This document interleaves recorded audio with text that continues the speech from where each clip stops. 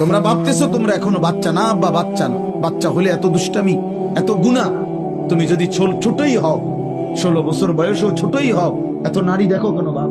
ছোট মানুষ এত উলঙ্গ ছবি দেখে, ছোট মানুষ এত নর্তকী দেখে, ছোট মানুষ এত নাচ গান দেখে। তুমি তো অসভ্য।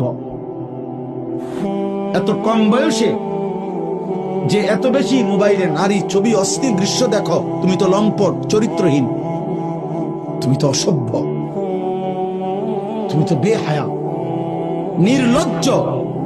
তুমি যাকে দেখো মোবাইলের ছবি, সে তোমার মা না ফরমান?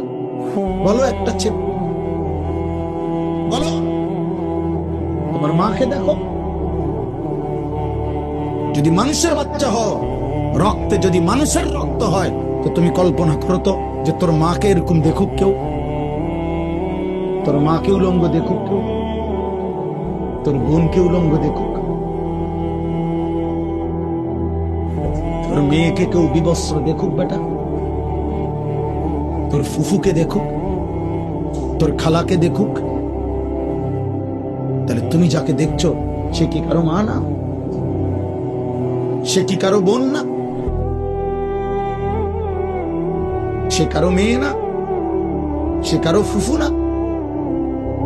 সে কারো খালা না? এজন্য মনে রাখো বাবা, আজকে তোমাদেরকে তোমাদের অভিভাবকরা মনে করছে তোমরা ছোট, আর সেই সুযোগে শয়তান তোমাদেরকে দিয়ে সমস্ত নষ্টামি করায় ফেলছে।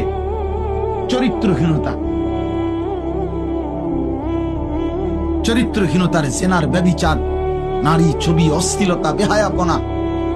গত 2 দিন আগে পত্রিকা আসছে বাংলাদেশে গত 1 বছরে, গত 10 বছরের চাইতে বেশি, আমি নিজে পড়ছি রিপোর্ট, এইডস আক্রান্ত, মানে যৌন রোগে আক্রান্ত, মারাত্মক যেটা মহামারী, HIV আক্রান্ত রোগীর সংখ্যা গত 10 বছরের চাইতে গত 1 বছরে বেড়ে গেছে। এবং উনি লিখছেন যে এর একটি বড় অংশ, রিপোর্টার লিখছেন, বিভিন্ন হসপিটালের জরিপ হিসাব করছেন, এই হসপিটালে চিকিৎসাধীন কয়জন, এর মধ্যে উনি লিখছেন বড় অংশ কিশোর, যুবক না, কিশোর।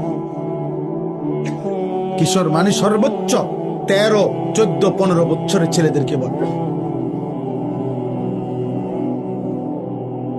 যারা এই পরিমাণ অসভ্যতা করছে যে পৌঁছে গেছে এখন মহামারীতে, এইডসে আক্রান্ত। এজন্য দোস্ত, একদিন ঘুম ভাঙবে, একদিন তুমি জাগবে। পৃথিবী তোমার অপেক্ষায় বসে থাকবে না। তোমার